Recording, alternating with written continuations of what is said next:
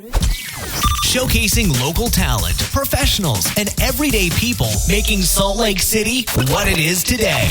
It's time for another episode of the I Am Salt Lake podcast. Welcome to episode 144 of the I Am Salt Lake podcast. I'm Chris Hollifield. Welcome to the show. Welcome to the podcast, however you found it. Thank you so much for listening in. IamSaltLake.com is the website. You can find out more about the podcast right there. You can find links for iTunes, Stitcher Radio, as well as download all of the episodes right there directly online. If you haven't had a chance to dig through the back catalog, I'd highly recommend you check that out. I got a great show for you guys today. Brian Pope joins me on this episode of the podcast. You might remember him from episode 111. It was right before he went out to New York to pursue his comedy career. Anyways, he was back here in town recently. He did a show at Five Monkeys here in Salt Lake City. A few days later, he came over to my apartment. We sat down, we chatted. I told him, I said, hey, while we're catching up, why don't we record this for an episode for the podcast? And we had a great conversation. We talked about many different things, living in New York, as well as some other things that Brian's been up to. So you're going to want to make sure to stay tuned as I play that conversation here in just a second. Want to, of course, mention the sponsors for this episode of the podcast and give some love to them. The Urban Lounge. You could check out their website, theurbanloungeslc.com. Follow them on Twitter and Facebook. I mean, this is summertime. This is when bands are traveling. You're going to want to stay up to date on all the music that's coming through here in Salt Lake City, and a lot of great bands. I mean, this is the time of the year. The bands are touring, and follow them on Twitter and Facebook. TheUrbanLoungeSLC.com is where you can see a complete listing of all the shows coming up there. I also want to thank Exigent Records and Crucial Fest for sponsoring this episode. You can find out more about Crucial Fest at crucialfest.com. This is Crucial Fest is one of my favorite events that's been going on here in Salt Lake City. This is their 4th year of doing it. It goes on this year from Wednesday, June 4th through Saturday, June 7th. You can see a complete schedule right there at crucialfest.com. Buy your wristbands early. Saves you some money, and go check out all the shows with Crucial Fest, all the bands that are going to be playing that. Again, that's crucialfest.com to find out more about that event. If you're following me on any social media outlets, you might have noticed I posted about joining up with the KU Radio. You can find that at kuradio.org, where you can stream and listen to KU Radio right there online. I'm going to be joining that different days of the week. It'll probably be Thursday evenings from 6 to 9. This upcoming week, I'm going to be on Tuesday from 6 to 9. Andy Gold is actually going to be joining in on that episode, or that show. Actually, it's going to be live 6 to 9, kuradio.org. Don't worry, I'm not quitting the I Am Salt Lake podcast. I'm just getting an opportunity to do a little co-hosting. I'm going to be doing that with Sasha Bloom over there at KU Radio. You know, as I've done this podcast more and more, I just love being behind the mic and having conversations with people and talking to you guys. And this is going to be a great opportunity to do some co-hosting.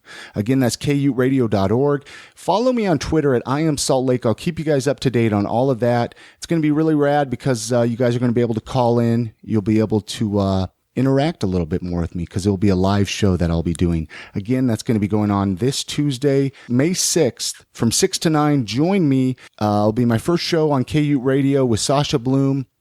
I think that about does it. I mean, of course, there's all kinds of fun stuff coming up here for the I Am Salt Lake podcast, but I don't want to talk anymore. I want to jump right into the conversation with Brian Pope as he came over to my apartment, and we chatted and we did some catching up while he was in town.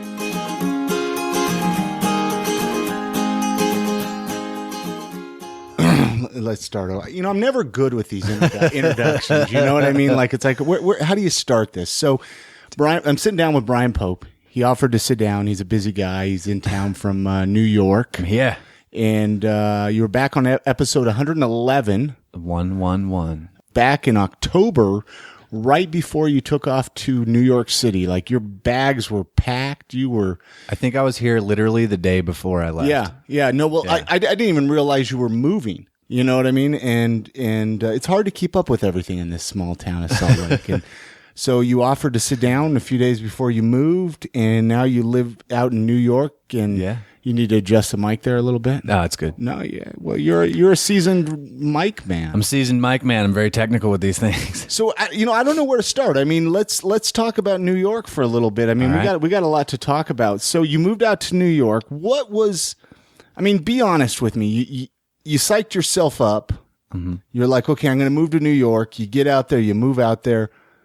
The first day you wake up and you realized, I live in New York City. Yeah. I mean, describe how you felt. Like what was that feeling like? I'll talk about the first thing. Let me. Or where do you want to start with this? I'll tell you about what happened when I got off the plane. Okay, yeah, let's go there. I got off the plane. I got my bags, 2 suitcases, walked outside, and immediately was just like annoyed. With what? Everything. The sounds, the yelling. I started participating, and I became a New Yorker within a minute. A lot of profanity. I have never felt more at home in my life. And that's one of the things I thought. I was like, you're not going there to look at a damn statue. You're going there because that is going to be your home. Don't care about building. Like, who cares? That stuff's cool. And, but don't be in awe of it. You need to go into it with an attitude of this is your home and you need to hustle immediately. Because let me tell you something. I moved there with 2 suitcases, no job and no home. Nothing lined up. Nothing. Did you have a place to stay? I mean, like some friends? I had 2 couches I went back and forth between for a little while. Okay. It was the biggest pain in the ass. So, and immediately I woke up and said, let's go to the cafe, get coffee, my friend and I. After you're in New York. Right? Yeah. The next morning, woke up and said, let's go apply for jobs. And that's all I did. Looked for jobs, looked for a place. Found a place. It took a few months to find a job. Dude, found like, I don't want to say the company name or anything on there. I know. But like, dude, now I'm in awe. Because I'm like, I wake up every day and I'm like, dude, you live in New York City. You're not struggling. And you're living more comfortably than you've ever lived before. And how many motherfuckers do you know that come here and they're just like, it's so hard. So how long did it take you to find a job? I mean, honestly. It took 3 months almost. 3 months. Okay. About 3 months. Were you doing like temp jobs at all or just living I did a little bit of temp stuff while still looking for a regular job. Decent job. Yeah. So I did one temp thing for like a week. But for the most part, I lived off my bankroll that I'd saved up, $4,000. So I lived off that for a little bit. And money started running out, and then I started getting kind of scared, but then it just happened, and things fall into place, man. It's New York City. It's magic. And I mean, are you loving it? I love it, man. It's home. Like, I can't imagine. So no regrets? No, absolutely not. I can't imagine living anywhere else. It just feels so natural. Dude, What was the hardest? I mean, there had to be something that's been hard to adjust, though. The hardest thing to adjust to wasn't like a social adjustment or anything like that. It was not seeing like my family, my nephews and stuff like that. Now, are they here in Utah? They're here, yeah. Yeah. So not seeing them every day, not waking up to little kids every day was kind of weird.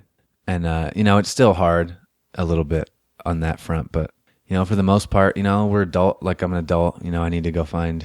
Well, in today's world with technology and Facebook, we're still connected. Yeah, dude, we FaceTime all the time. And you have no family in New York whatsoever. No. I think we talked about that in the previous time that you were on the show. Now, when you got out there, did you just start doing like open mics or? I have not done one single open mic in New York City. So, I mean, how does that work then? I mean, what?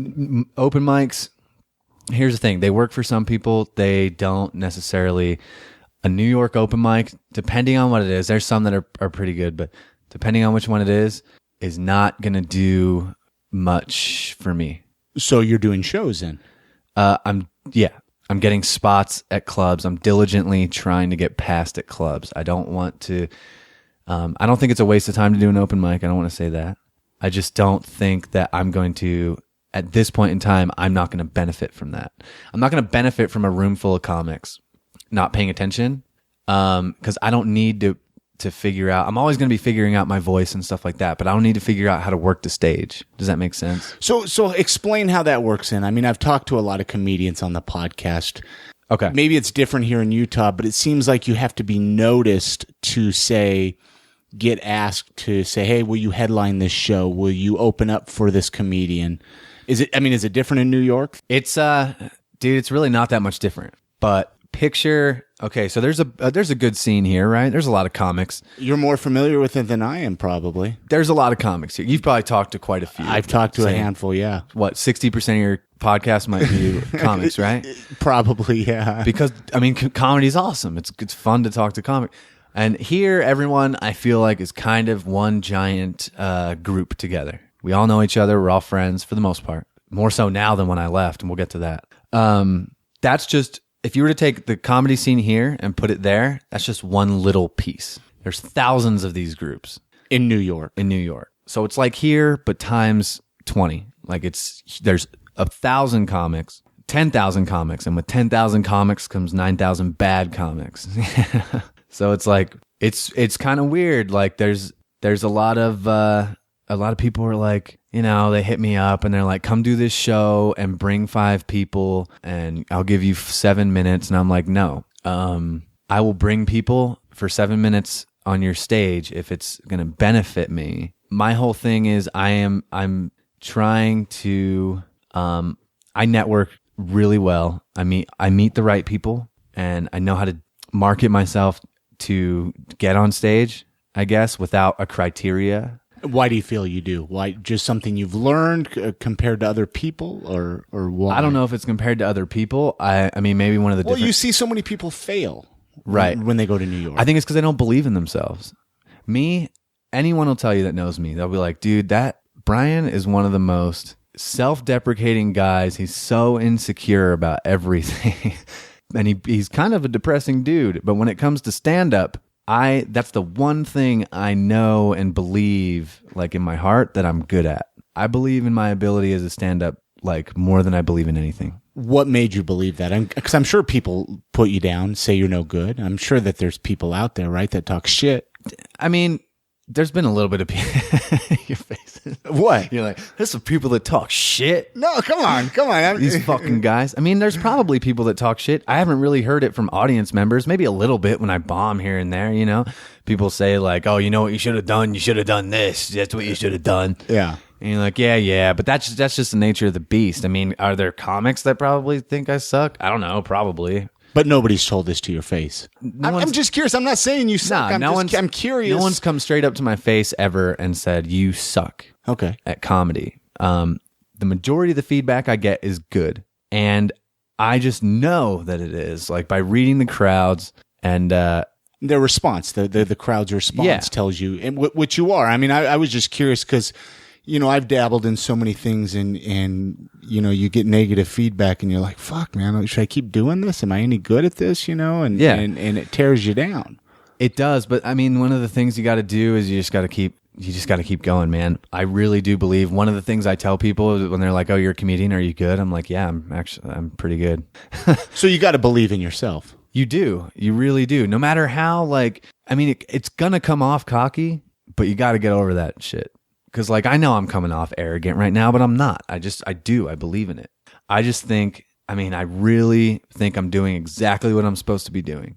Like, I don't want you to think that I'm saying, like, I'm not going to do open mics or these bringer shows because I'm above them. It's not that I think I'm above them. I'm not going to, I'm doing shows right now that, yeah, I'm always going to be working on the craft and I'm always going to try to get better and I'm always going to try to have a better voice and better stage presence. And that is constantly evolving. Yeah. I can promise you that. Anyone that was there Friday night at Five Monkeys will tell you. And I want to get into that show here. Yeah, they'll tell you, like, that city has made you a better comic, and it has, because it's tough. It's not as tough as people think. People go into it thinking like, oh, it's going to be so hard. New York crowds really aren't that much different. They're just a little bit drunker and a little bit, I don't know, different. They're from Canada usually, and they're just like, oh, we're here in New York, eh? Like, it's going to be great. And you're like, cool. So I just think that, and one of the problems in New York is the club owners a lot of the club owners, like the bottom of the barrel club owner type of guys, gave control of their shows to the comics. In New York. Yeah. Okay. And here, that's kind of a good thing. There, it's just simply not. Because you got dudes that are like, yeah, I took a class last year at the Comedy Cellar, and now I'm going to run my own show, and I'm going to charge $20 a piece for tickets plus a 2-drink minimum. And I'm going to hit up comics that are either new to the city or new like I am and tell them, you know, hey, bring 5 people. There's going to be an agent in the audience. There's not going to be a fucking agent in the audience. And if there is, they're not there to see you, and you're going to go on last. You know what I mean? Plus, agents don't, for the most part, don't give a fuck about a comic. Like, unless you have something that says you've been on TV, they don't give a shit about you. So, I mean... But that's back to what I was saying, though, is how, if people aren't seeing you do, like, little 3-minute sets, how do you get bigger sets then? No, they are. Okay. They are. One of the things I do... like I said, I network and I'm good at like sweet talking. I got to get on stage and making friends with people and trading stage time. That's one of the things. But some of these motherfuckers, I'm like, I'm not going to make my people pay $20 with a 2-drink minimum. They're into this show $50 to watch me do 5 minutes because I'm not going to get anything for that. They're about to watch one of the worst comedy shows they've ever seen for more money they've ever paid. Like, there's something wrong with that. And I think a lot of the big comics talk about that too. Like on the radio or whatever, you know, how it's like a lot of us, like newer guys, it's younger guys are, you know, it's harder now because everyone's a fucking comic. Yeah. So my thing, what I'm doing now, especially aside from entering festivals and whatnot, because those just seem like fun, and I'm trying to get into those. And it seems like there's a lot of those out east. There's a ton. Yeah. There's a ton of festivals. I'm getting auditions for clubs, for the club owners. I'm constantly networking, just trying to get in. Like, look, I don't have any crazy accolades. All right. People in Utah like me. That's what you tell the club. Yeah. owner. I'm like, I don't have any crazy accolades yet, but I promise you, when they see me, they're going to want to come back. And do people come back? I mean, have you noticed people wanting to come back and see you? Yeah, man. People come back. Like and it's harder to build there. You know, but people, you know, because they're going to forget your name. There's 8 million people on the island of Manhattan at 3 p.m. So it's just a different ball game. And the thing you need to do is not let these fucking guys push you around. Don't let these fucking dudes that are just like, yeah, I'm doing 5 spots a night, but it's like you're not getting anything. You suck, and the only reason you're getting 5, like, this sounds so terrible, but it's so true. Any comic from New York will tell you this. It's like you're doing 5 spots a night, but that's because you're making the owner money, and they don't give, you know.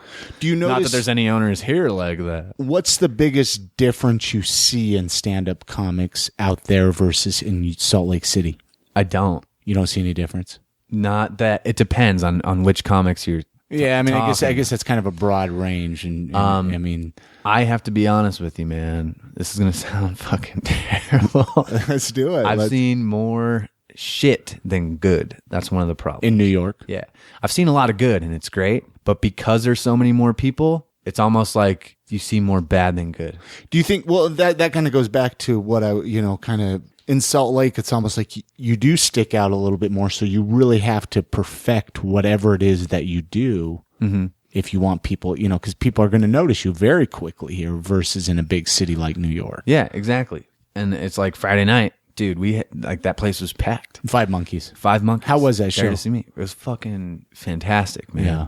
There's a lot of people there, and it wasn't just like my friends and coworkers and stuff. Like, it was people that wanted to come back, and they've been, there's some people here that have been to almost every single one of my shows here that come out, and it's really cool. And it's not just my shows they come to; they go to like everyone's show. They're comedy fans. And some friends of yours came out from New York for that show. I brought 2 comics out from New York, Rick Knight and Andre McSween. And you just met them out there? Or what? I met them here. Here in Utah. I met them here last July. I think you were telling me about that on the last episode, actually, about it was a show Steve McAnally did or something like that. Yep, they came. Did I say his name right? McAnally? Steve McAnally. Yeah. Have you interviewed him? Well, he took off to Vegas before I had a chance to bring him on the show, man. Dude, he looks like Bart Simpson, but like old. Maybe next time he comes into Salt Lake, I've listened. Did you hear their episode, him and his wife on the Chip and Jay show? They did an interview. I've heard snippets of him. I didn't hear his wife. Yeah, I think his wife was on that episode. I listened to the best of one. You were on that one too. Dude, I've been on a few. Dude, Chip and Jay. Are the I love shit, those man. guys, man. I love those guys. They're awesome, man. Yeah. Anyways, so the Five Monkeys. Mm-hmm. The show. I mean, let's hear about it. What, dude? It was awesome. Was it one of the best shows you ever did in Utah? You feel? Yeah, I'd say it was probably the best one. What was the big? I mean, I'm sure people had a million questions for you. What was it? What was like probably one of the number one questions? How's New York? Come on, we could do better than that. Have you been mugged yet? I'm like, nah, dude. That doesn't really. Have you seen any muggings in New York? Nah, man. What's the craziest thing you've seen in New York? Dude, I see crazy shit so much that it's normal that like I don't even notice anymore. I saw a guy in a wheelchair fight a preacher on a subway one time. Did you whip out your phone and video it? Nah, I didn't want to, but I was laughing really hard. Like, this preacher guy was on there like, God is good, baby. He's beautiful. And then this dude on a wheelchair came on and was like, get the fuck out of here with that shit. Go fuck. This is my train, asshole. And started like punching him. And it was the funniest shit I've ever seen. So what else are you doing here in Salt Lake? Are you going to do any other shows? You did a show on Friday and Saturday. Nah, I'm probably not going to do any other show. No. I mean, I might go to Moe's. That's Tuesday night. Yeah, Tuesday night. You going to get up and do any stand up there or what? Or just Yeah, watch? I mean, I would like to if I can get there. I get off late, so hopefully I'll get there before. Yeah. And I'd love to go do a set at Moe's before I leave, and then it's just back home, man. Love it. And then you were doing a podcast. Are you still doing you started a podcast or something like that? Yeah, sort of. Me and Dre were doing one, the Dre and Pope show. Yeah. And we're probably, I don't know if we're going to still do it. And if we are, we're going to do it in a different avenue than we were. We're going to do it like how you do it. You know what I mean? Not every week and live, more like every other week and recorded with guests and stuff like that. It's a lot easier. Trying to do a live show gets tough. It's tough, man. What was the toughest thing for you to do a live show? The toughest thing for me was like getting people. The hardest part for me was like a pride thing. I was like, why are we paying this dude who's a good dude, but we're paying him like $80 a week to just like put us on a Ustream channel that's free? Wait, so describe. So you had a fancy setup and everything. It wasn't that fancy. Well, you paid a guy $80 a week. Yeah, and then finally I was like, to produce your podcast. Yeah, and I talked to Dre and I was like, I don't think we should do that anymore, dude. We can do this for free. Well, it costs a few bucks. It costs a few bucks, but you know what I mean. Not $80 a week. Good grief! Depending on the one. So, do you have any sponsors or anything? Nah. So, I mean, he had a studio and it was cool, and he had like a good camera and could put us up and everything. And he knows a lot of people, so he's a good dude to know. But I'm not really interested in doing that anymore. I want to do. Here's my idea. I want to run this past you. Let's do it. Let's hear it. I was thinking about, and I'm so lazy, so who knows if I'll ever do this. Is making an offshoot. A sister podcast. People have talked to me about it. I got in different cities, right? I got a kid here from Salt Lake that's talking about going to Portland, doing an I Am Portland. Dude, because your podcast is awesome, and I've thought about that. Like, what if I made a sister podcast, an I Am New York podcast? Let's do it. So it's definitely what would be neat about it is I'm sure New York has similar styles of podcasts because I actually have discovered podcasts that talk about the city and talk about it. I don't think they necessarily do it where they, it's more of like tourism or something like that. But it's like if you could create a network, like a website, and everybody kind of feeds off of each other, and New York people moving to Utah, and Utah people moving to New York, and moving to Florida, all over. And it's like you have this outlet to go to find out about what's going on. Exactly. So I think that's something to talk about. Well, Have you listened to, one of my favorite podcasts? I don't know where exactly they record at, but Keith and the Girl? No. They're from New York City. I haven't heard them. Yeah, you got to check them out. I know they bring on a lot of comedians, and a lot of times no name, like kind of the lower, Yeah. Not the... Like me. Well, you know what I mean? Like a lot of those comedy podcasts are like, they got to bring on the Adam Carollas and the Mark Marons and Louis C.K. and all the fancy people. And yeah, dude. I mean, and let's be honest too, like no one knows Like, as much as I'm sitting here saying how much I believe in myself and how good at stand-up I am, like, the world has no fucking clue who I am still. Yeah. So let's be honest about that. So what's some other stuff you're doing out in New York that you've been getting out behind the mic a lot? I mean, have you? Yeah, man. Just I'm trying to get out behind the mic, trying to hang out, meet people. Is it tough out there to meet people? Nah. Are people cliquey? Yeah. I bet they are here too. Yeah. In Salt Lake. People are cliquey there, but I mean... Do you have your favorite bar now? Your favorite? No, here's the thing about the bars. I never remember the names because there's so many, and I just wander in, and I'm like, hey. And like this one bar, I wandered in one day, and apparently I entered a raffle and won a free happy hour for like 3 hours. Nice. And they like called me up, and I didn't even remember going into that bar. There's just bars everywhere, dude. That's the thing. Have you found Utah beers out in New York yet? I've seen it. I saw it one place. I can't remember what it was. With like a Squatters or Epic or something? It was a Uinta, I think. Uinta. Or maybe it was a Squatters. What's the or price? Wasatch. It was a Wasatch. Is beer more expensive? I mean, is the cost of living that much more expensive in New York? Nah, man. The only thing that's really more expensive are cigarettes and rent. Like, what's a pack of smokes out there? $13. What the fuck? Well, it's because they want you to quit. Yeah, dude. That city is so anti-smoking. And isn't it illegal to smoke on the sidewalks there and all that? Everyone smokes everywhere. Well, So, not I mean, like inside, probably. No, I mean, yeah, people do. They smoke inside their houses and stuff like that. Like, Yeah, when I was living in Pennsylvania, the amount of people that smoked in their houses was ridiculous. It's weird, right? Yeah, the walls all yellow. It was just the most disgusting thing I've ever seen. Sweating yellow. Ew. But yeah, man, so it's great. And like anyone that says it's hard, I mean, it's hard. It'll kick your ass sometimes. But like anyone that just bitches about it and says it was the hardest thing they've ever done didn't really fucking try, in my opinion. I think people have this fantasy of like, oh, I'm going to move to Brooklyn and live some bohemian lifestyle. And it's like, motherfuckers, it's people like you that move to Brooklyn that make it so expensive to live in Brooklyn. You know what I mean? Yeah.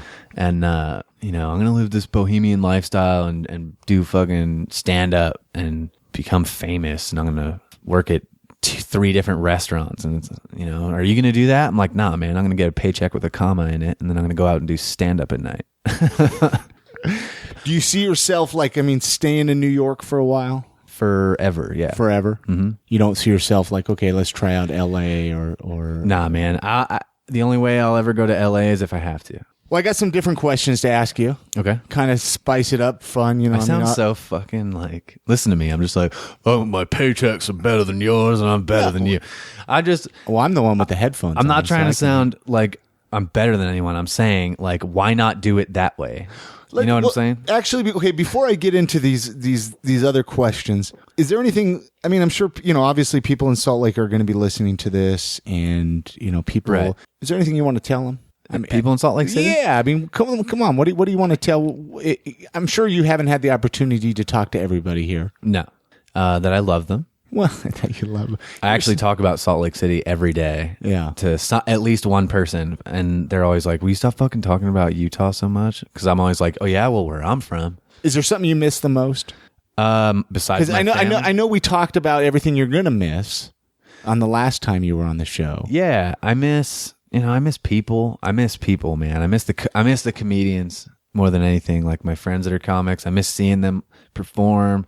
I was lucky enough to see, a couple of them perform while I was here, so I miss that. Well, that's why you got to get down to Moe's. I know. I'm going to try to get down to Moe's, and I miss Red Iguana. I miss real Mexican food. But the pizza. Come on, let's talk about the pizza. Dude, in New the York, pizza. right? Dude, oh my God. I have been living on pizza, dude. I've gained so much weight. I've gained like Isn't that supposed to be the pounds, opposite, dude. though? Like losing weight because of no money, right? Dude, I mean, but I don't not have money, though. That's the thing. Yeah. Like I live comfortably. I have a good job. I don't believe in like starving because why when you don't have to? Does that make sense? Well, exactly. Like I'm not like a corporate dude or anything like that. And I don't work for like a fucking hedge fund or something like that. Like I'm definitely not like, but I just, I have a good resume and I used it to my advantage. I mean, if you can, you should. I don't think that like maybe it'll prevent you from doing stand up a little bit, but at the end of the day, like I honestly believe I'm doing exactly what I'm supposed to do. And I'm Like, I'm trying to get passed by clubs, right? I'm not passed by any of them. Let me just throw that out there. What do you mean by passed? What, like Passed means that you become a regular. Okay. And they're like, all right, you're passed. Every Wednesday night, call me up, leave your avails. That's what they say. That means availabilities. You have to remember, some of us don't know the comedian lingo. Yeah, they're like, you know leave what I your mean? avails every Wednesday at 10, and then we'll send you an email with the spots that we're going to put you on. And can you make any money doing this? No, it's not. Being in New York's not about making money doing stand-up. There's no money in New York to do stand-up. Zero. $20 here and there. Cannot make a living. It's to get passed by the clubs so that you have spots every night so that you can put together these sets and then go out on the road. And that's where your money's going to be. And so you can get noticed by just the right person at just the right time. I gotcha. So your end goal is to get on the road. Yeah, and on TV.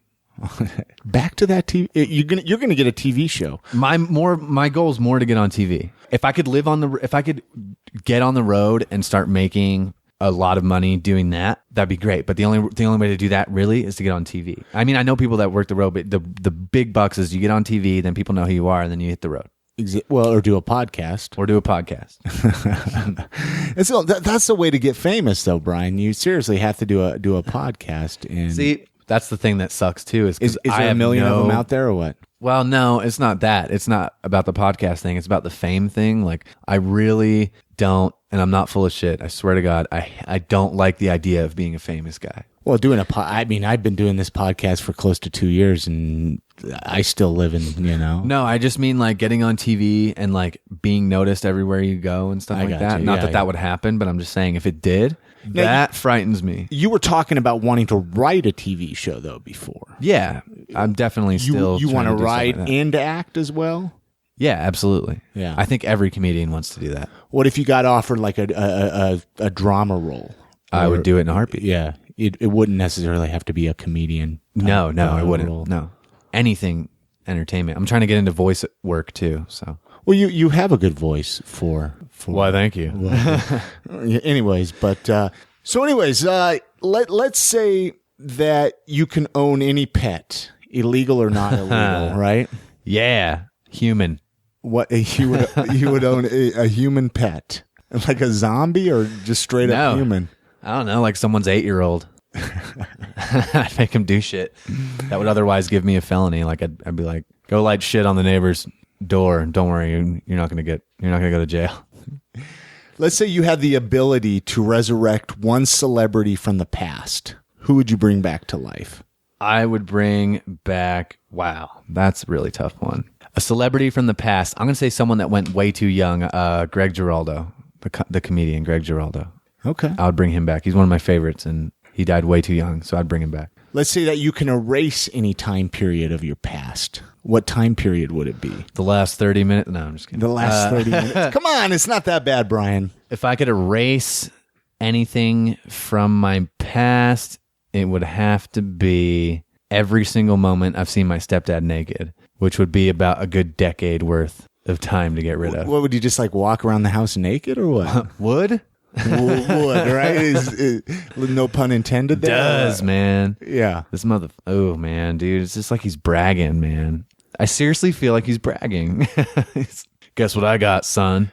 I mean, no, let's talk about this here for a minute. All okay. right. That is one thing I do not understand is people, I have a hard enough time walking around in my boxer shorts. I cover the mirror at home. I don't like to look at myself. I think I'm disgusting. I don't even like to look at my face. I don't like to look at my body, anything. I cover the mirror. How fucked up is that? I mean, what does your mom think?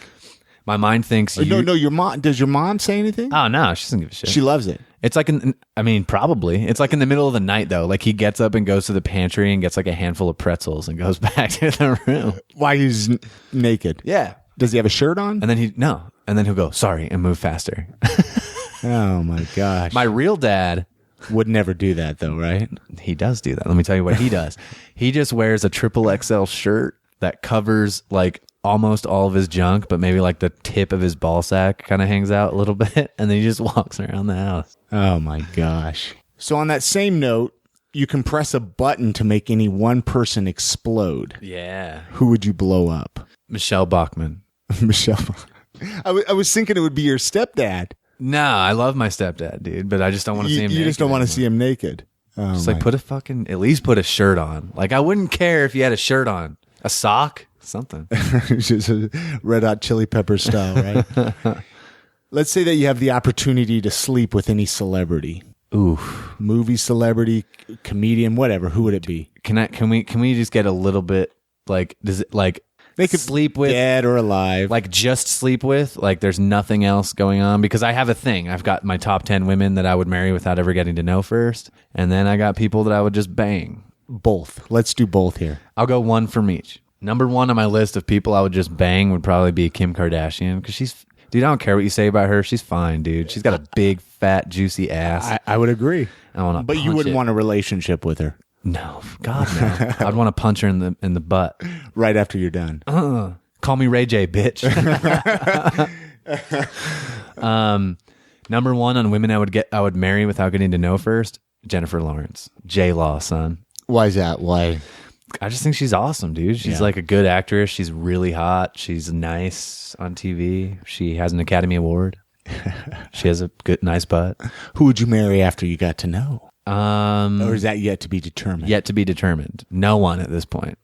Like if it's not Jennifer Lawrence, I'm probably not getting married. Do you have any like worst date stories? I mean, come on, there's got to be something. Dude, I've had a lot of bad dates, man. What's the worst date you've ever been on? Ah, fuck. I got one from like in New York or like in general? Just in general. Here's one from like from when I was a teenager. Yeah. I mean, since we're talking about banging celebrities and stuff, I want to hear a worse. I mean, okay, being a single guy, been on a lot of bad dates, you know what I'm saying? So I want to hear some more. I want to hear one. I've been on some bad dates, man. There's one in high school where this girl was like, and this is high school, so it's lame, but like I didn't have a car, so like she drove me.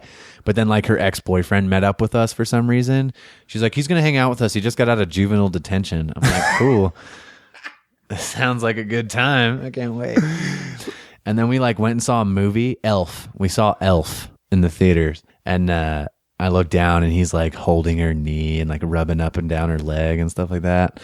Wait, weren't you supposed to be on a date with this girl? And he just went with us. I didn't have a car, so I didn't have a choice. And what were you doing? Dude, I just started laughing because I just thought, is this like a movie? And I remember thinking too, if I ever do stand-up, I could probably make a bit out of this. But I mean, now I don't think I could. But back then, I just thought, and I told everyone the next day, I was like, dude, it was like a movie. Like, who does that happen to that you know? And they're like, whoa, bro, that's crazy. And I'm like, yeah, I know. Was he hoping for like a threesome or what? I don't know, man. And then they left, and like she got in the car and was like, so do you want to make out? And I was like, no. I'm a 17-year-old with integrity, but you can give me a blowjob if you want. What about the women in New York versus the women in Utah? Just I know you mentioned the big hips. You miss those big. I miss those big Mormon hips, man. Yeah. Women in New York are intense. It just depends, man. A lot of them are just like, fuck. Is that's putting you on the spot or what? It's not putting me on the spot. No, I'll talk about anything. They're just like, it just depends, man. Like a native New Yorker from the Bronx, she'll be like, no, why the fuck you ain't call me, motherfucker? How about I cut your dick off and put it down your throat? You think you could just fuck me? And shit like that. Did you have a girl tell you that? To that effect. They're just like, hit that shit, white boy. Come on, you fucking pussy. Oh, geez. God damn. I'm sorry. I don't know what to do.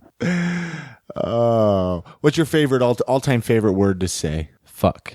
That's been a pretty common answer. Because, it's great.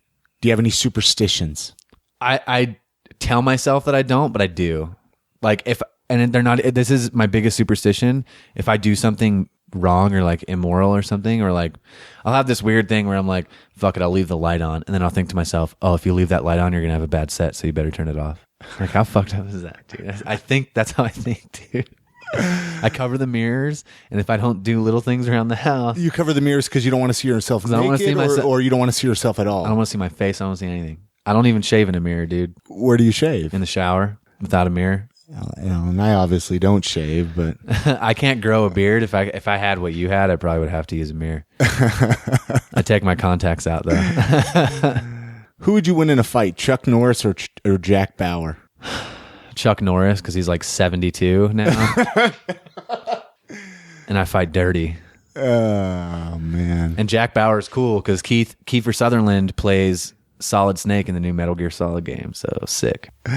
Pretty big into video games? Dude, I'm huge into video games. I sold all my video games when I moved to New York. Well, yeah, you mentioned almost all of them. Yeah. I still had like a PS3 that didn't work and shit. And today I went and got it fixed, and like I'm all ready to go back. I'm gonna get a PS4. See, and I know none of that lingo. I had so many people when I first moved into this apartment on my own. I had coworkers being like, "Oh, I'm so jealous.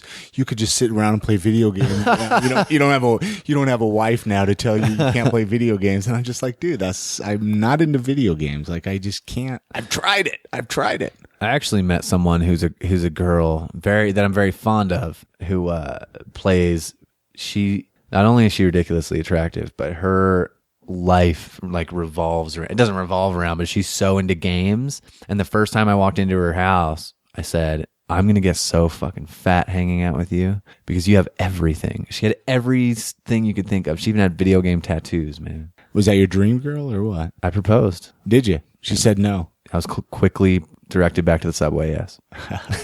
What's the most embarrassing thing you've ever done for money? Long story short, I stole something years ago and sold it. That's not embarrassing. Maybe it's not embarrassing, but it's very like I sold it for drugs. There you go. So that's embarrassing. Drugs are embarrassing for me to talk about. Like people don't realize that. Why is that? Why? I just think it's embarrassing to have a problem with them. Like I just barely started talking about it with stand up, and I feel more comfortable now, but I hated the questions afterwards. Like I had no idea. And it's like, yeah, because I didn't fucking tell you. What? I mean, obviously, I don't want to, No, it's fine. I'm like, okay, now I'm getting better. It's uncomfortable for you to admit that you maybe had a problem with certain things. Is that what? Yeah, it's. I just think it's embarrassing to like tell someone that you're addicted to something that's really bad. Do you know what I mean? Like, I just think it's like, especially like a girl. Like, I don't want to tell her that because she's going to think about it all the time. Like, they're going to think about, like, I talk about, what's funny is in stand-up, I talk about everything and anything, and that's the one thing I never talked about until, like, recently. Because I didn't want people to know. I don't like talking about that shit. But now I'm starting to get more comfortable, and I'm starting to write jokes about it and stuff like that. Because why the fuck hold that back? Like, if someone's really going to be, like, constantly watching me or something like that, then I don't want to be around that person. Like, they just got to accept the fact that I don't do drugs. So you don't do them now, though? No, right? I want to. You want to, but I'm not going to. Yeah, is that something I've talked to people that have done like heroin and stuff like that, and right. They say they just think about it all the time. I mean, is that something that you just is it worse than wanting a cigarette? It's not worse than wanting a cigarette for me because I've been smoking cigarettes since '99. Yeah, so I've been smoking cigarettes far longer, and for me to quitting smoking was quitting smoking was more of a mental, like I still like I get that itch in the back of the throat, that's like when your throat feels swollen but it's not, and it's because you need a cigarette. Yeah.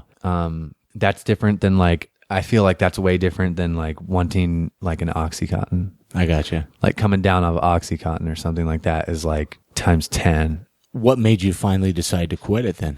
Like drugs? Yeah. Cause I mean, maybe you can help somebody because I don't want to die. Yeah. You know what I mean? I don't want to fucking die. Like when you think about it, you see all these people dying and stuff, and you realize what you're doing to your body. Because my body, like years of putting shit in my body finally caught up with me.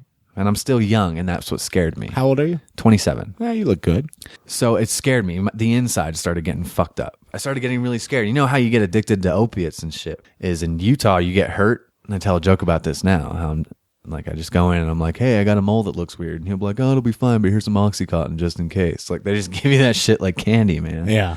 And I got hurt. That's the thing. It's not like I even wanted to get addicted to anything. I got hurt, and then they just started feeding me things, and it became a habit, and it became like a really bad one. You know what I mean? And I stopped doing them the second I sought out heroin. I sought out heroin, and it was on its way, and I was all ready to do heroin.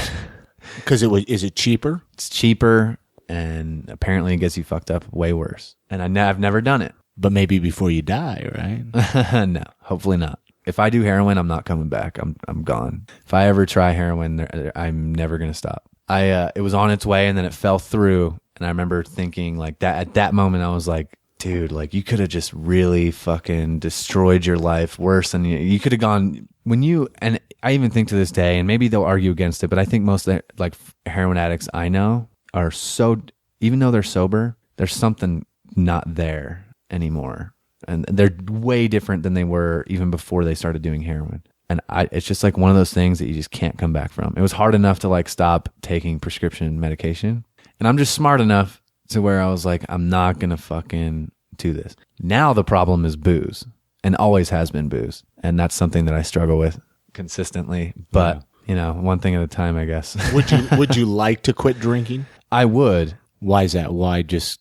Because it's drinking. Alcoholism is a terrible disease that not only does it's just like addiction to anything. Not only does it bring you down, but it's going to bring everyone around you down, and you're going to lose things that you really shouldn't be losing. Does that make sense? I've lost best friends because of. What do you think makes an alcoholic? I mean, I'm curious. Somebody who has a drink every day. I honestly think there's two different types. I think there's a self-medicating alcoholic, which is what I started out as, and then there's like the physically addicted. And self-medicating maybe on the weekends, maybe on the. With me, it started every day back in 2009 because I got fired from a job and like lost all my money, like everything. Yeah, we were talking about that back in the other episode. Yeah, so for fucking a girl. Yeah, for fucking a hooah. Yeah. As Rick Knight would say from New York. Rick is so funny, dude. You missed it. I'll talk about that later.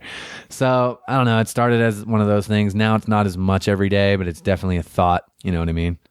It's just really hard not to drink. It is, man. I drink every day, you know. Sometimes I don't. Man.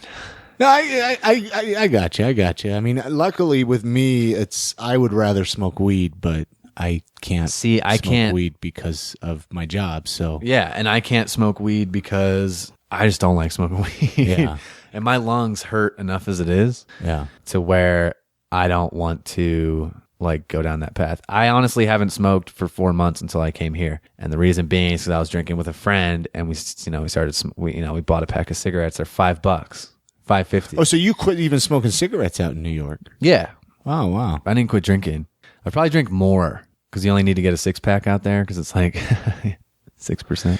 What made you? I mean, how did you quit smoking cigarettes and drinking? Because like when I quit smoking 5 years ago, it was like the only way for me to quit at that time period. I couldn't go to bars. I couldn't be around drinking because every time I drank, I wanted a cigarette. The thing about smoking was the same thing with like pills. I had to. Yeah.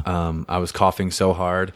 I had to take pills because of smoking because I was coughing so hard. I was tearing my intercostal muscles. You know, it's all because of cigarettes, man. Wow. And I had to. I was coughing so hard one night. I'd already torn all my muscles. And the doctors were like, yeah, smoking contributes to it, but it's probably something else. I quit smoking. Everything went away. Wow. Everything. Well, you do feel great when you don't smoke. I mean, dude, you forget how good it is to wake up in the morning and not be coughing and spitting up fucking phlegm and constantly have a stuffed nose. But my coughing got so bad that like I was suffocating. What about those e-cigarettes? You ever try those? I have an e-cigarette. I hit it like once or twice a day. Oh. It's like minimal nicotine, tastes like watermelon. You know. Anyways, well, enough of the drug talk, right? I know. Sorry, dude. We got kind of down. I don't even know how it went there. No. That was my fault. Most embarrassing thing you ever did for money. So, anything else? I mean, what? Anything else new in your life? Anything else you want to talk about? I got some exciting stuff. Well, let's talk about it. Happening. I can't talk about some of it. I can talk a little bit. I can't even really elaborate on certain things. But I got some really cool stuff going on in the summer. Which is performing at a place that's like, it's like if there's an A-list place, this would be the B. And is this in New York or somewhere else? Or you can't even say that? It's in the metro area. I gotcha. And I'm going to be there like all summer. And that's fucking cool. And then there's, I'm auditioning at a new club on the 31st of May. That's going to be cool. Hopefully I'll get passed. That would be great. Let's see. I'm getting a PS4. There you go. I'm going to play the shit out of it. I masturbate before work every day and after. Dude, I have like this weird sexual appetite. Is that weird? I love, no one knows what we're doing right now, but we're staring at each other in the eye. And I'm just like, let me tell you something. I have this weird sexual appetite. It is kind of weird. I have sex with fruit, Chris. No, I don't. I don't do that. Like a cantaloupe? I had a friend that tried it with cantaloupe. You know what I mean? You're like, yeah, it was last year. Yeah, well, in Cancun. it was me. I'm sorry. A cantaloupe, dude. Anyway, I just love New York, man. And I don't ever want to hear any of these fucking people telling me that they can't do it, that they could never do it, and that they want to do it. Just do it. What's the biggest thing you would recommend? Just do it? Just do it. Yeah. Like I said before, like I had nothing. I went there with like a little bit of cash and a fucking suitcase, a couple suitcases. You know what I mean? Now I'm living like it's gonna come together. Like you just got to work hard at it. What is rent out there? Give me an idea. I live in a 4-bedroom apartment. It's $2,850, and that is reasonable. That's very reasonable for a 4-bedroom. Split that between 4 people. Between 4 people. But you don't have a car, right? You don't have a car, transportation. So that saves you money. That saves you money. Subway is, if you get an unlimited pass for the month, $112, which, that's cheaper than gas and a car payment. You walk everywhere. It's really not that bad. People are like, oh, it's so expensive. No, like your rent's expensive. Food's really not that much more expensive, depending on the food. McDonald's, for some reason, is more expensive, which is annoying. But like everywhere else isn't. McDonald's delivers, dude. We need more delivery places here in Salt Lake. Dude, everywhere delivers. We got Burger King. Burger King downtown delivers now. Dude, you can get sandwiches, salads, groceries, booze. Any time of the night or what? For the most part, yeah. Cigarettes. Yeah, bring me a pack of cigarettes and an avocado. Next thing you know, they're there. Just a like what made you think of a cigarettes and avocado? I mean, come on. Because I'm always getting avocados at the corner, man. Is that your favorite? I hated them, and now I like them. I don't know what happened. It's a good fatty. Oh, they're great. Back in my vegan days, I ate like 2 or 3 of them a day. Oh, your vegan days. Did you give that shit up quick or what? 7 years, 6-7 years of being vegan, man. And then you're like, fuck it, I love cheeseburgers or what? That was actually the first thing I ever ate. was a double cheeseburger from McDonald's. You know what's funny? Is what? A friend of mine, I'm not going to, well, I'll say his name because he's not vegan anymore. His name's Keith. Keith Cleveland. Yeah. Lives here in Salt Lake. Dude, there's a lot of ex-vegans here in Salt Lake. Dude, man. I remember the night he quit being vegan. I was talking to him about this the other day. He was like high or drunk or something. He was like, drive me to McDonald's. And he's like, I'm getting a double cheeseburger. Don't tell Jake. That was like his other vegan friend. Well, you didn't want to tell anybody, man. You felt horrible. Straight edge. Does he have a vegan tattoo? Nah. See, I have a vegan tattoo. I don't regret it, man. It was part of my life. Dude, I mean, there's no reason to regret it, dude. I don't think there's anything wrong with being vegan either. I still have a soft spot in my heart for vegans. Yeah, I like vegans. I think about it a lot. I don't like I don't like people that are vegan as like, I mean, I get it and it helps the cause, but I hate the like how it's fashionable in this community in Brooklyn that I hate. Is there a lot of vegans out there? Dude, Brooklyn, I don't even go there because A, I don't have a mustache without a beard. B, I don't do things that are ironic for the sake of being ironic. What's so like? Sorry. I started. Do you want to hear some of it? Yeah, let's hear. I've heard of like facial implants they get for beards out there, all over. But that was big in like Brooklyn. Maybe is facial. Dude, here's the thing. Implants. It's like Brooklyn, and you know what's so funny about Brooklyn is that people are like, people that live there, they're like, I just hate all the hipsters, and I look at them, I'm like, but clearly you are one. Yeah. What are you talking about? Yeah. Stop tweeting jokes about how you hate Twister. I hate Twisters, man. Remember the movie Twister with Bill Paxton? Dude, it's my favorite movie. We should watch it. We should do a podcast where we watch Twister and commentate on the whole thing, like Mystery Science Theater. But now, like, people in fucking, dude, I don't know. What's the worst thing you've seen in Brooklyn? I hope no one, dude, people are going to hate me after listening to this. They're going to be like, we're never going to give them stage time again or something like that. Dude, I've listened to podcasts, man. And comedians just talking shit, man. Come on. It's just annoying, dude. It's we're not pinpointing people. What's the word? It just their attitudes, or like, what? I mean, come on. Fuck. Like, I get that you work in digital media. Like, why does that constitute a fucking pair of jeans that show your cock? You know what I mean? Like, why does that constitute a fedora and only a mustache that twists like fucking a pirate? If you get a little mustache twist, Dude, you have it perfect because you have a beard. Yeah. If you just had a mustache, I would be scared of you. I tried the mustache thing for a while. I looked more like a cop. And they like... Then I said, yeah. Like there was nothing ironic about it. Yeah, it was just like, you're a cop. You're not. Or like these dudes that are just like, I work in film and I'm making a film right now and I'm going to put happy music to sad scenes because it's fucking artistic. It's like, shut up, dude. Go to med school like you were supposed to. That's everywhere, though, man. That's And even stop here, it. I know. I'm just saying there. That's even here in Salt Lake. It's times 10 there. That's the worst part about it. Where's the cheapest place? I mean, where's it? Like, if somebody's moving out there, where's the cheapest place? There's to live? parts in the lower part of Brooklyn that are pretty cheap because it's like more, it's less city like, and you know, Sandy kind of fucked it up, so it's cheaper. And then I live in Harlem, you know, it's the cheapest part of Manhattan probably because it's higher up. No matter where you live, you're going to pay more than you pay here. So yeah. And I mean, you couldn't live like an hour outside of New York, take the train in or something. You could, but that's annoying. I mean, I live in Manhattan and it'll take me an hour to get to the bottom of it. I mean, you could move out. A lot of people do that. Upper parts of the Bronx, out in Long Island, Jersey, Yonkers, places in the metro area, Connecticut even. I don't want to not live in Manhattan though. There's just something that I like about it. I used to take bus rides up there, man, when I lived in Pennsylvania. Yeah, man. It was a $15 one-way bus ticket. There's something about Manhattan because Manhattan is where everyone congregates as opposed to the outer boroughs where there's just groups. And I like that it's more like diverse, I guess, in Manhattan. Like it's not like Williamsburg, Brooklyn, where it's only hipsters, or, you know, East Flatbush, Brooklyn, where it's like only black people, or, you know, the parts of the East Harlem where there's only, you know, Puerto Rican. It's like the lower parts of Manhattan, even in Harlem now, it's different. It's like everyone lives there. Not even lives there, but they all congregate there. So it's cool to see a million different kinds of people that don't give two shits about you and you don't give two shits about them. It's fantastic. I got you. I mean, I'm judging him, of course. I'm a comic. What do you want written on your tombstone when you die?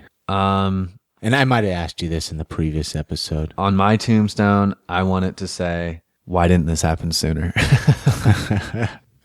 Anything else you want to mention before we close out here? I appreciate you taking some time out of your schedule. Let's run down the list of how people can find you, or, I mean, anything, like I said, anything else you want to talk about? Sure. You promote, or... I'll promote some of my stuff. You can find me bpopecomedy.com. I haven't updated it in a while. Need to do that. I'm really lazy when it comes to that. Twitter at bpopecomedy. Facebook is facebook.com/bpopecomedy, I think. and again, I'll put the links on the show notes for the episode. And I don't really update my Facebook fan page, quote unquote, a lot because... What's the point? They follow you right on Facebook. Yeah, I think it's stupid. So like, just add me as a friend. It's like facebook.com/popereaction. But once you isn't like the max at 5,000, you're about there, right? 5,000 friends on Facebook. That's the max. I don't think I'm up there.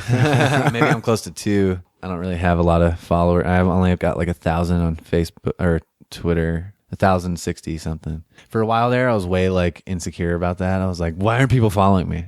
On Twitter or on Facebook? On Twitter. I'm like, how do I get followers? I Googled it and shit. Did you really? Dude, I'm so fucking pathetic.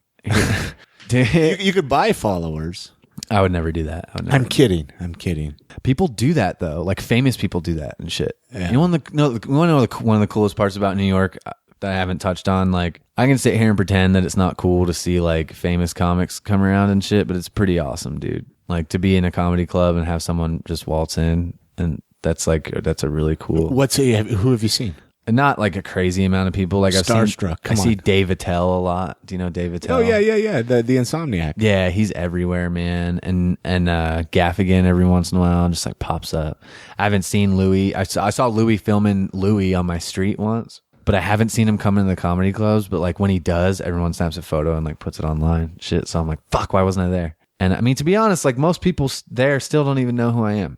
Most like people on my level or whatever, like they don't even know who the fuck I am. But I'm the kind of person I am. I will do anything for these people that will do it, like anything for me, if that makes sense. Like, absolutely.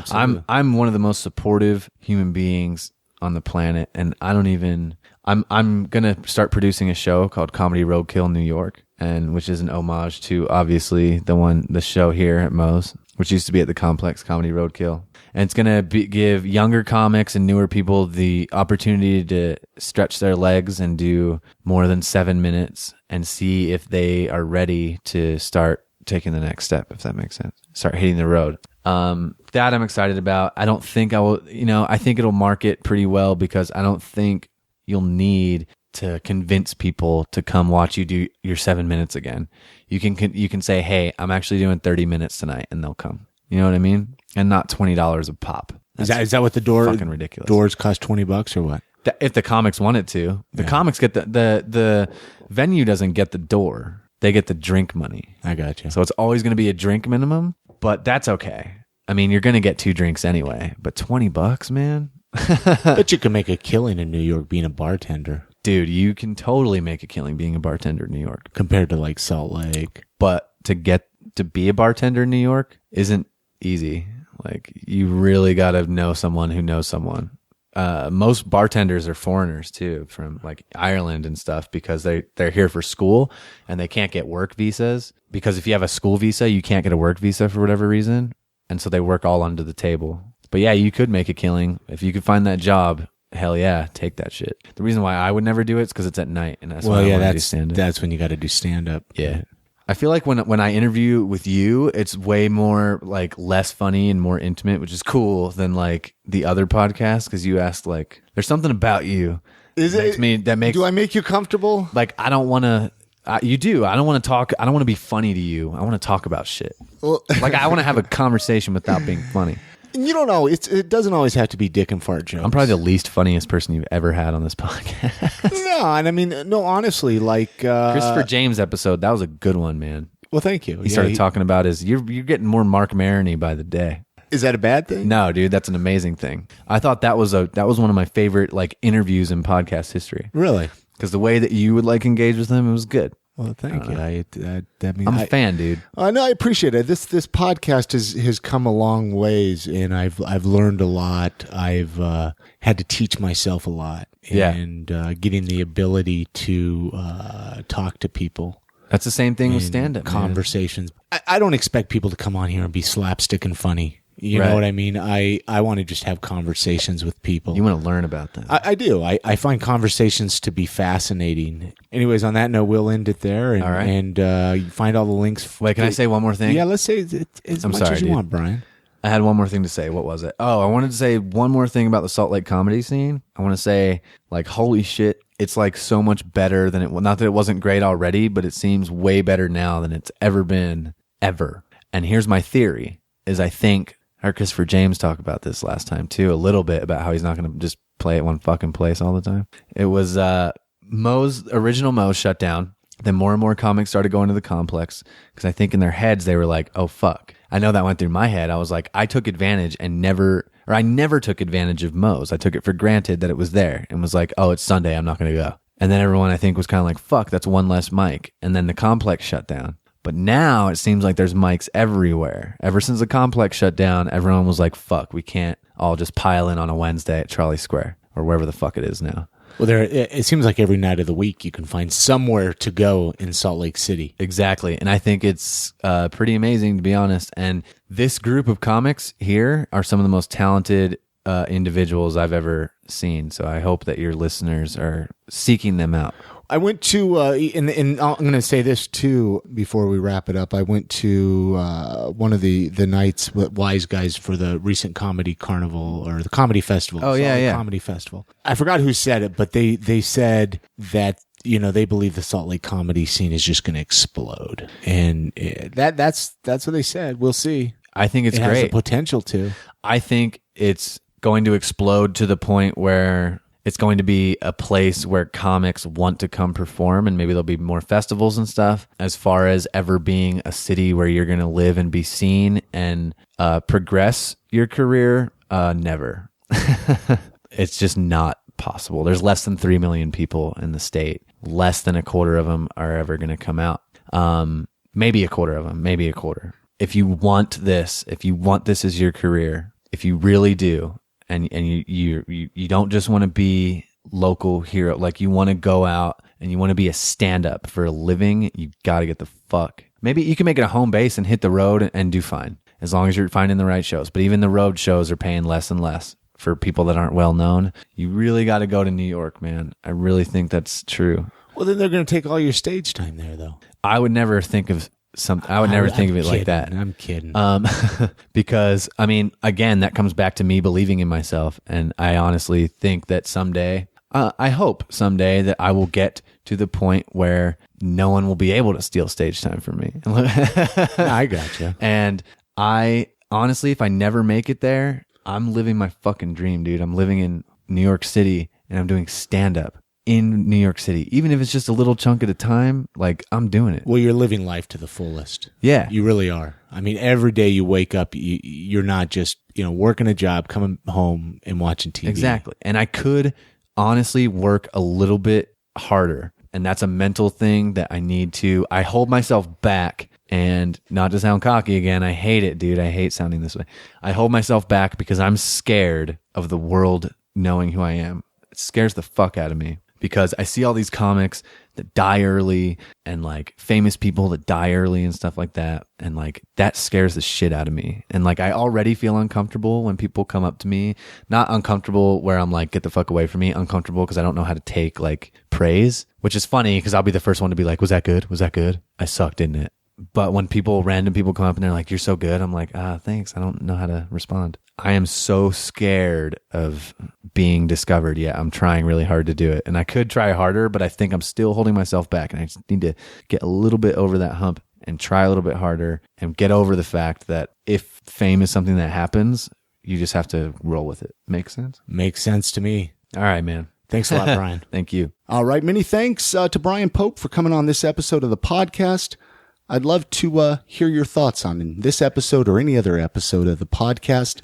The voicemail line, give it a call. Give it a call if you have a few minutes. I'd love to get your feedback via voicemail. The voicemail line is 385-202-5926. And let me know what you thought of this episode or any other episode of the I Am Salt Lake podcast. Again, don't forget to tune in this Tuesday, May 6th. I'm going to be on KU Radio from 6 to 9. I'm going to be joining Sasha Bloom over there. And you can listen online at kuradio.org. You can also download the app for your smartphone and listen that way as well. Follow me on Twitter, I Am Salt Lake. Follow me on Facebook, I Am Salt Lake. If you haven't left a review in iTunes, can't urge you enough. It helps the podcast out immensely. And subscribe in iTunes while you're there as well. Many thanks to our sponsors, the Urban Lounge, as well as Exigent Records. Get your Crucial Fest wristbands early. It saves you some money. You can go to crucialfest.com and buy your wristbands right there online. Speaking of Crucial Fest, I'm going to end this episode playing a Top Dead Celebrity song. They're going to be playing Crucial Fest.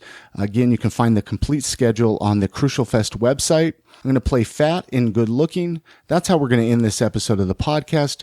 And I want to thank you guys for listening in and for checking out the show, checking out the podcast, for your support, for your emails, for your voicemails. Anyways, this is Top Dead Celebrity with Fat and Good Looking. Thanks for listening.